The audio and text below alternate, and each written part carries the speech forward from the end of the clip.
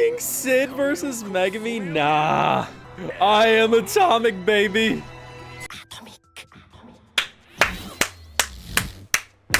Yo, Sayas is like, I'm out this bitch. I love Cautious Hero, bro. This is what's so fun about this show, bro. It's the nothing but fan service, but somehow they blend all the series into one perfect package. Oh, look at that drip, immaculate. I do think the shortened episodes work in the show's favor, but someday I hope we get like a full-ass episode, like in a season. I don't know, it's like a trip down memory lane, man. On top of being like, oh yeah, doesn't he abuse the yes, I'm Cosma in Quartet? I'm pretty sure he does. Oh my god, they're adorable. No, go back to that. Like, how does the production committee decide it's time for more Isekai Quartet? Because, like, yeah, there was the movie in between this, but it's been a hot minute since the season was. Honestly, some of the character designs really turned out well, like, in their chibi forms. Like, look at this. Like, look at how cool that looks. And then, like, you know, Darkness is cute, and then this shrunk bad. It's like either you get, like, obnoxiously funny character design, cute character design, or really works well character design because of how they shrunk everyone. Man, Rem is a bit of a bitch this season, huh? Everyone forgot who she was, and she didn't forget that. I think in hindsight, though, this show starting with Saga of Tanya the Evil as one of the initial 4 seems weird. If you think about it, right? Like, at the time, because then, like, they'd never have done more with Saga. Like, I think they are, but, like, never came out. Like, in theory, with how the anime community went, it would have made more sense initially to have Shield Hero instead of Saga.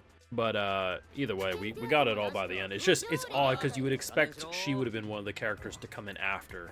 Also, does that mean like Seiya's just like gone now from Cautious Hero? Did he just actually leave? Is he just no longer a part of the show? Did he just up this bitch? Oh! Hold up. So what they're saying is that because, you know, the real them, or like the ones that we see with like the anime, like look at Shield Hero season 4. So what they're saying is that that when they were summoned, you know, wherever they were pulled from, let's say like when Naofumi was first summoned into the show, it was like season 2 Naofumi, let's just say that. Now that seasons 3 and 4 have come out, Naofumi has been influenced by the Naofumi of that, even though he hasn't directly experienced it. That means their timeline continues as normal. That's pretty much what they're saying, right? Now that's clever. Let's get into the Eminence and Shadow. He's gonna fit right in with this cast, let's be real though. A character like Sid being like, no matter whose story it is, I'm going to control it as if it's my own. I'm just gonna be the Eminence and Shadow, baby. Oh, I didn't even think about that. Because so many times... Yeah.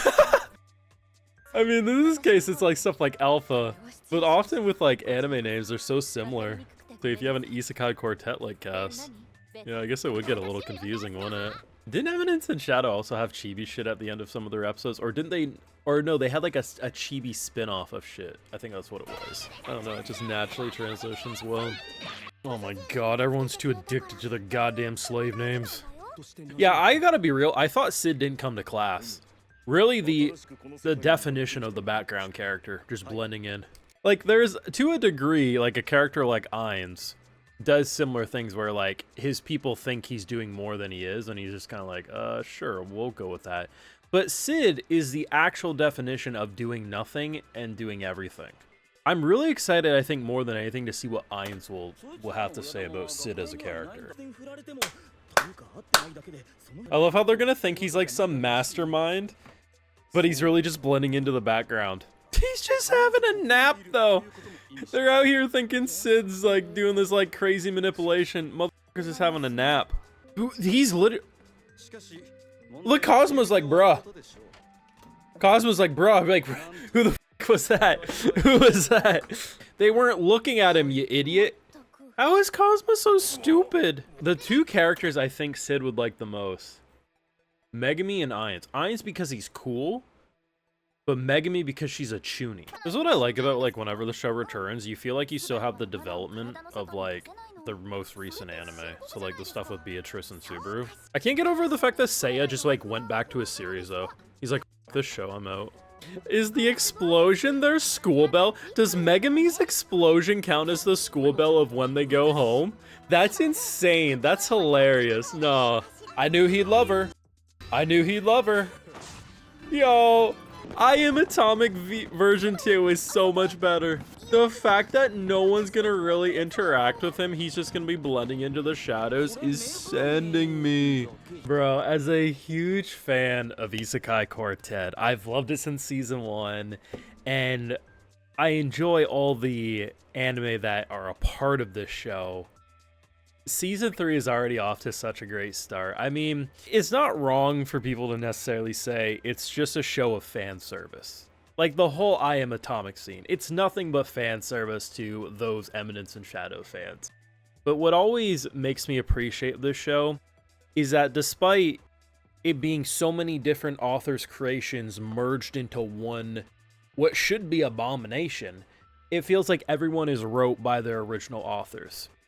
The fact that Sid, Eminence and Shadow, jumped in and attacked Megumi's explosion is the most Sid thing imaginable. Ain't no one gonna show him up. He needs to fight the darkness. And the way they naturally are convinced, similar to that of the Eminence and Shadow characters, that Sid is doing some master manipulation when he's just playing Chuny is hilarious. And then you combine it with the fact in the first episode of this season, they confirm something that I think most of us have assumed was happening, but never was officially confirmed, and that is the characters acknowledging that they are being influenced by their actual series.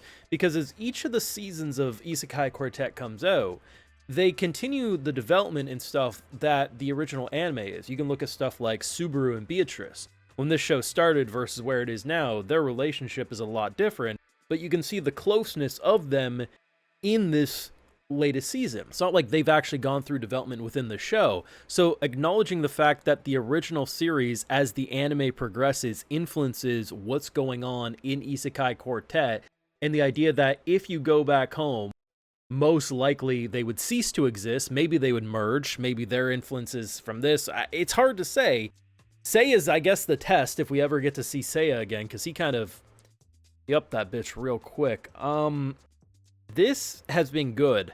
It's very early into the season already, but it's already feeling like we could be experiencing the best cast and story hooks of Isekai Quartet, which makes sense. We have way more characters now. It's a lot more interesting than the initial quartet that it started out as. The only issue I have is I still wish we could have full episodes. I mean, the shortened episodes do work, but damn, a full season of 20-minute episodes with these characters, oh, that'd be great. But I've said it before and I'll keep saying it. I think this show could exist for decades to come with new characters. I think it's just a brilliant idea that works. But yeah, just a snippet of my reactions from the past couple of episodes. If you want to see the full ones, they're of course over on my Patreon. Wanted to do it a little differently this week, just a little shorter on time, but I love this show. Hopefully we can do it every week on YouTube. Either way, just got a little busy last week. Let me know what you've been thinking of Isekai Quartet, though, and what's going to be your most anticipated points of this season. If you can headcanon anything, do let me know. I mean, we already got I Am Atomic. It's got to be all down for the hill from here, right? Thoughts down below. Drop a like, share, support, subscribe if you're new around here. And yes, Patrons, where you can catch those full live reactions, all this and more. So, take care, everyone.